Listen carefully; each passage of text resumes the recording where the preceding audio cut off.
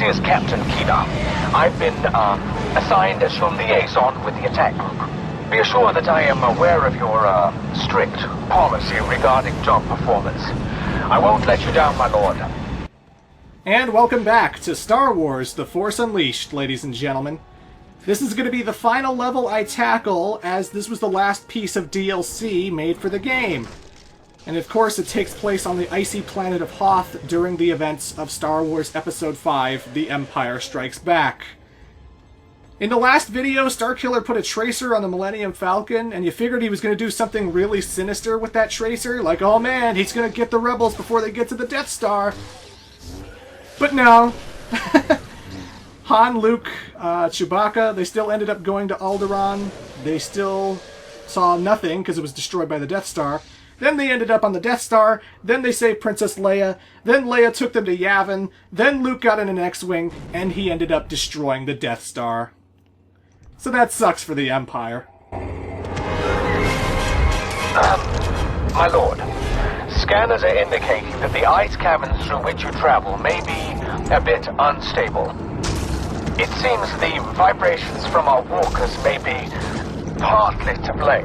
It's possible that I overlooked this when planning your infiltration route. You failed me for the last time, Captain Keener. If that is the case, I assure you, I take full...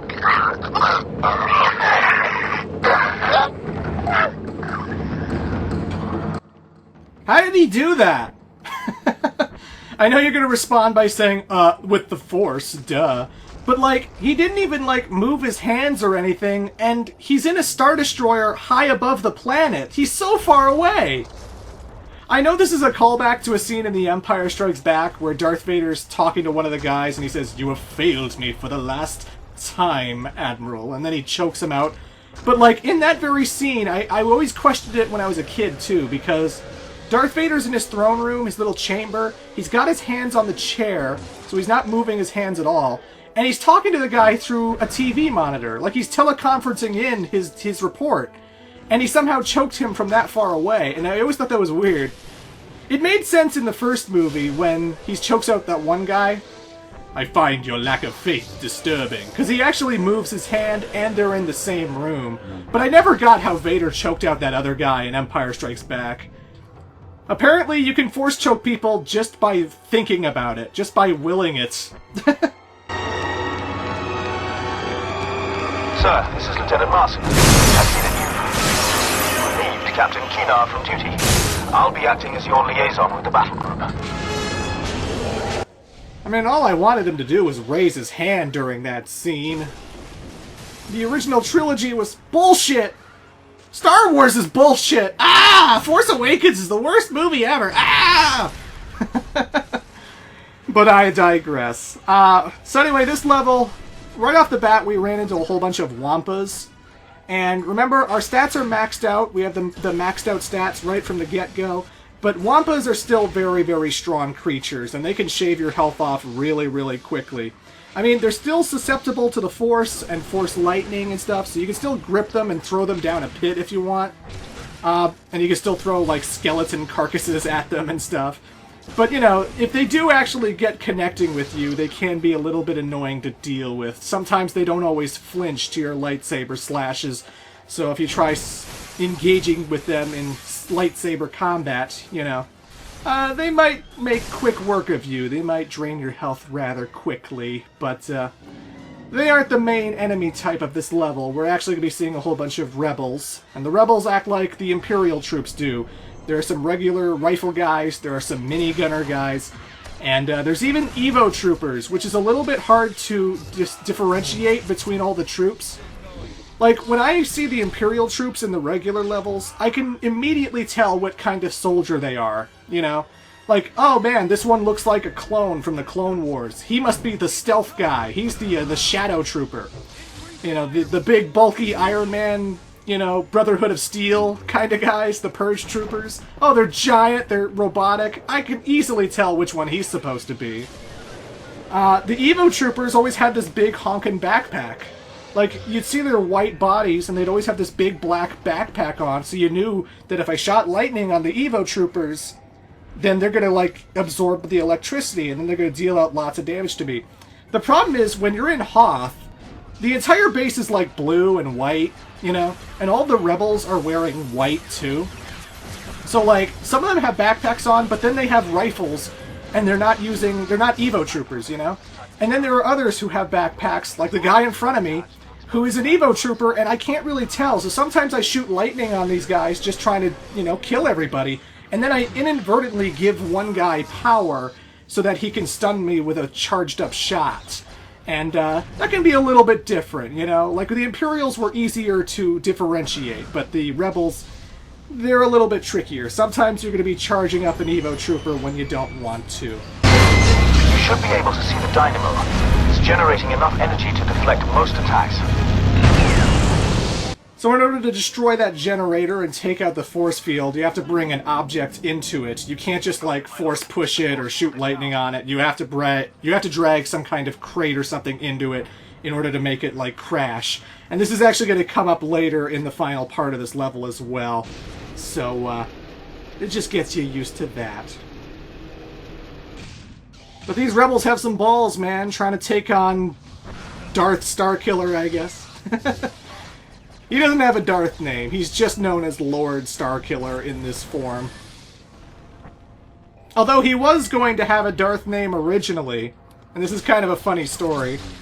So originally, you know, the way I remember it and the way I've heard stories about it from, like, Sam Witwer and a whole bunch of different interviews and stuff. And by the way, there is a great playthrough of The Force Unleashed that's on YouTube. It's Sam Witwer, the actor who plays Starkiller, as well as David Collins, who is the voice of Proxy. And they go very much into the details of what they went through making The Force Unleashed. I don't think they finished it. I think they got all the way up to the Death Star level, and then they called it quits. So I'm not sure if they're going to finish that afterwards. But they have a very interesting commentary during the whole thing, going into the little details and the minutiae of the whole entire game. And it's a pretty good playthrough, and I'd recommend looking that up. So originally, he was just going to be called, like, Darth Vader's Secret Apprentice. They didn't really have a name for him. He was just going to be the Secret Apprentice. And then Starkiller was a code name they gave him in missions, and it just sort of stuck, so they went with Starkiller ultimately. So when you refer to this guy, he's Starkiller, you know? But originally, before he was even Darth Vader's Secret Apprentice, he was going to have a Darth name.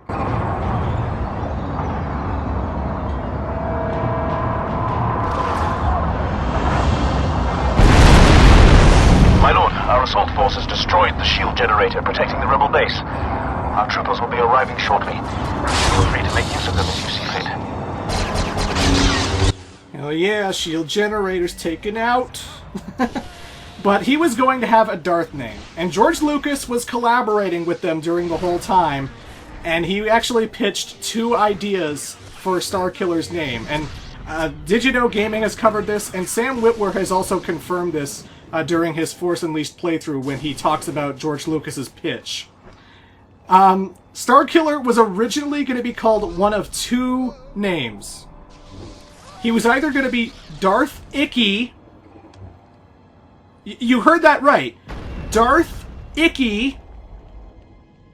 Or he was going to be Darth Insanius. I repeat that. Darth Icky and Darth Insanius. I am not making that up. You can find all kinds of proof out there. Apparently, George Lucas wanted Starkiller to be called Darth Icky or Darth Insanius. So, yeah, that's a thing. There's a squad of heavily armed rebels up ahead, my lord. They may have an officer with them. We meet at last, son of Vader. You're wrong. My father was a Jedi. Vader murdered him. So you have been told. Oh boy, ladies and gentlemen, it's the hero of the original trilogy, it's Luke Skywalker. And we're gonna mop the floor with him, because, oh my god, he's not a good Jedi at all. He doesn't even have any great abilities like Obi-Wan Kenobi did. You know how Obi-Wan, like, reversed my controls, and he did a whole bunch of crazy force pushes and stuff? Luke does force pushes, and his combos are really slow and basic, and I find every time I fight this guy, it's really kind of a cakewalk. And I've never had issues with Luke Skywalker, honestly. How did he learn to fight this good? I guess Obi-Wan's Force Ghost taught him a lot more than he was supposed to know. In the movies, anyway, because he's a lot better than he would be in the movies at this point in time. But nothing I can't handle.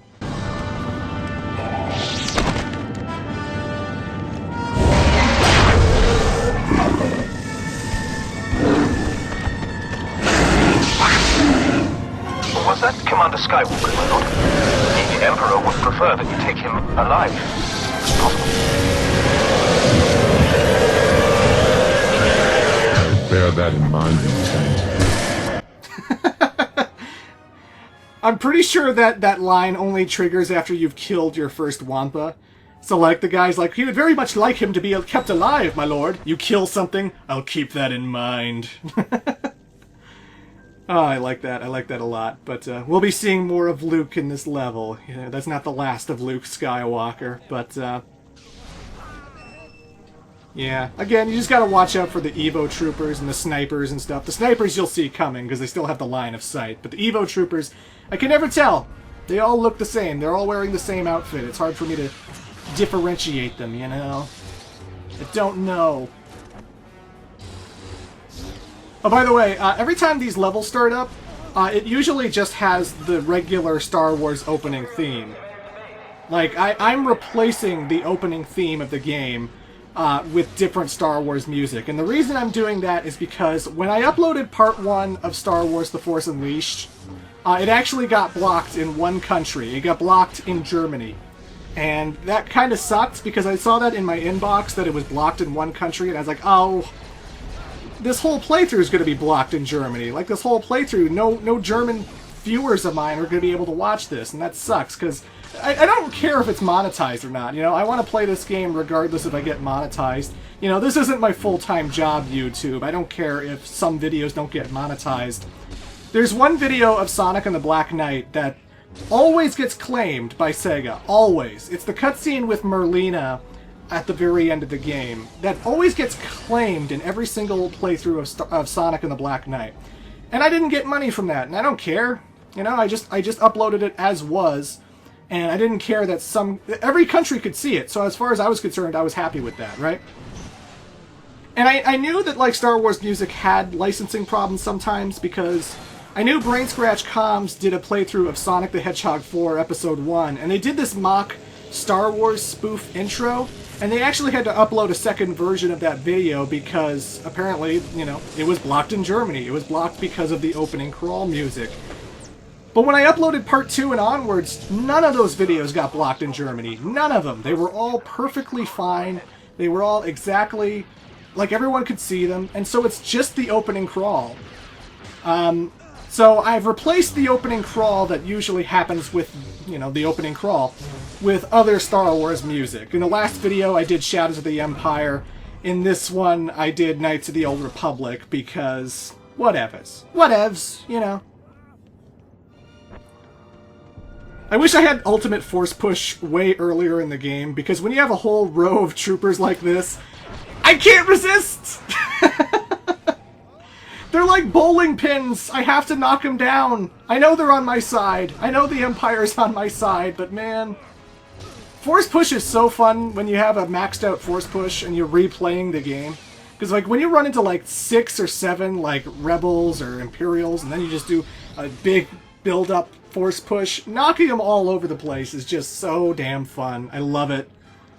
So satisfying. Why are there so many Wampas in here? Jesus Christ.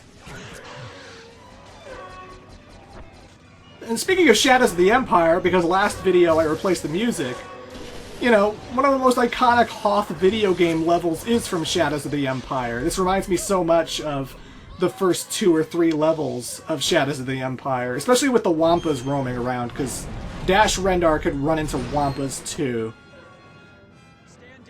In case you're wondering why there are Wampas on the base, there was a deleted scene in The Empire Strikes Back where a Wampa ended up breaking into the base, and then C-3PO actually removed like a label leading to a Wampa room so that some stormtroopers got killed by Wampas, but it never made it into the final cut of the movie. Like, that's just deleted scene stuff. But apparently there were Wampas in the Rebel base during Hoth, and that's just like, okay, that's weird, but you know. Also weird, I don't know why there's holocrons in these DLC levels when they don't give you anything. My stats are maxed out. They don't even give me, like, a bonus crystal or costume. Like, maybe if it unlocked, like, the silver lightsaber, or a gold or wait, gold's in this game. Maybe if it unlocked a pink lightsaber. There he is! Protect the princess!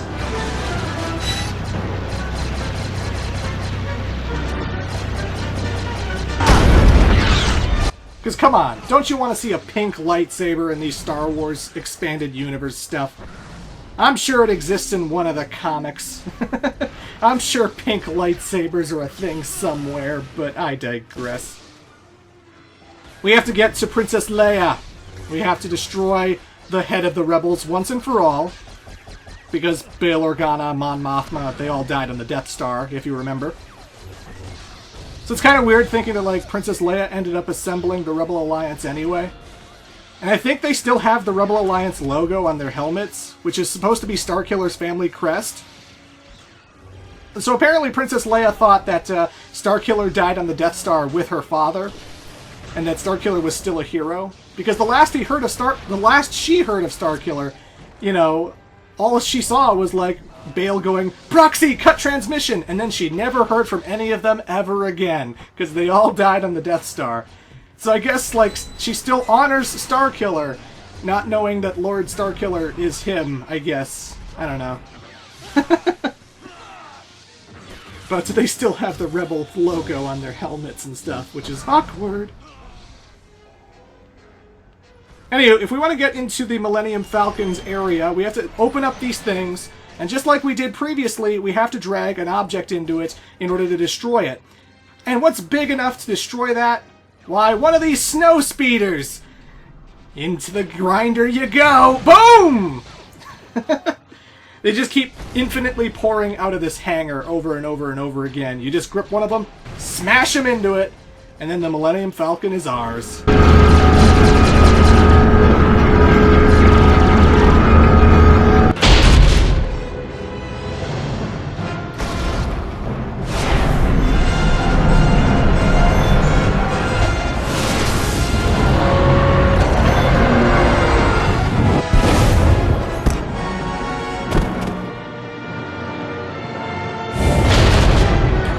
I won't run from my destiny. Or from you. Bring it on, boy! So this game kind of glitched out for me. At least I think it glitched out, but every time I tried to knock over Luke, his model would just reset standing up, like instantly. Every time I knock down Luke, just pay attention, he'll just immediately get up. He's not supposed to do that. He's supposed to just fall down and stay down. But then sometimes he just hovers up, and it's like, oh god. Like I said, The Force Unleashed is a pretty glitchy game. Sometimes it doesn't operate 100% like it usually should, but I still think it's a pretty fun game, despite the fact that it clearly has a little bit of polish it needs, you know? It still has a few polishing issues. And this is a DLC level, so you figured this should have been polished, but, you know.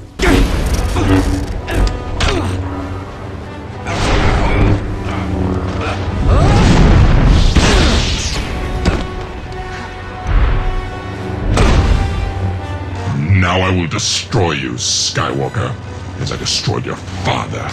No! No!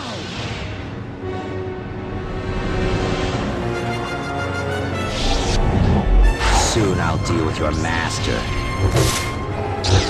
So the second phase of the fight, Luke Skywalker succumbs to the dark side of the Force. And now he gives into his rage and his anger, and he fights a little bit differently. And by differently, I mean he likes to spam lightning.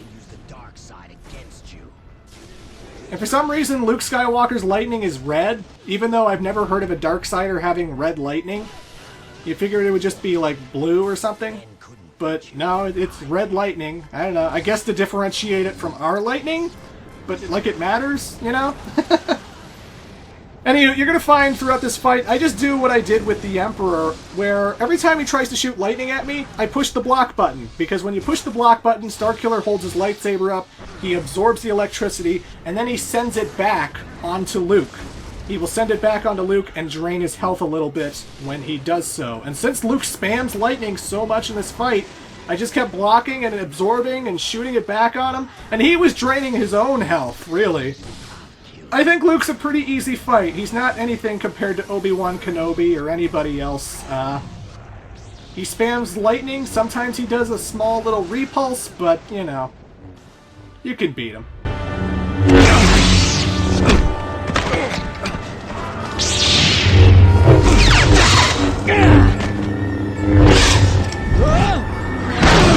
Jesus Christ!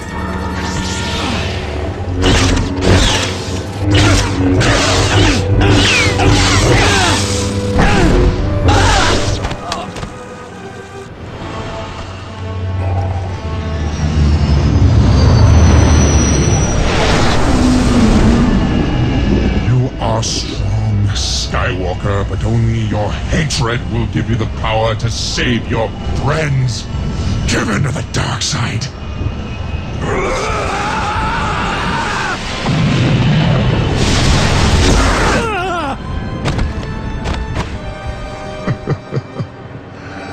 Very good. My apprentice. And that's it. That's it. The dark side run is officially over. We're done. Apparently Starkiller was going to take Luke Skywalker under his wing, thus setting up basically a repeat of The Force Unleashed, where Starkiller would secretly train Luke, then the two of them would overthrow the Emperor so that Starkiller could take control of the Empire, I assume. Unless Starkiller truly is a slave to the Emperor, and the Emperor is just using Luke to do his bidding, like Starkiller did during The Force Unleashed. It's like poetry, it rhymes, you know. But there was no follow-up to this. There was no Return of the Jedi DLC level. There is no follow-up where you play as Starkiller taking on the Emperor with Luke or anything. This was the last DLC made. There's kind of a Return of the Jedi DLC level. But it's not for this game. It's for Star Wars The Force Unleashed 2, and that continuity doesn't follow this continuity.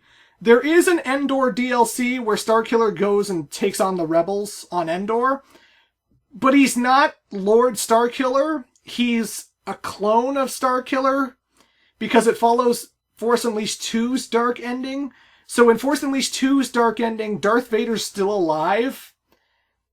So, like, at the end of the Endor DLC, you see that Darth Vader's still alive, so it doesn't really follow the same continuity, but that's kind of a spiritual successor. That's kind of a spiritual follow-up, I suppose, but yeah. But yeah, folks, that's it for the levels. Come back next time for The Force Unleashed when I show off some extra stuff, and I'm even going to be showing off something I like to call Mission SC4. Till then.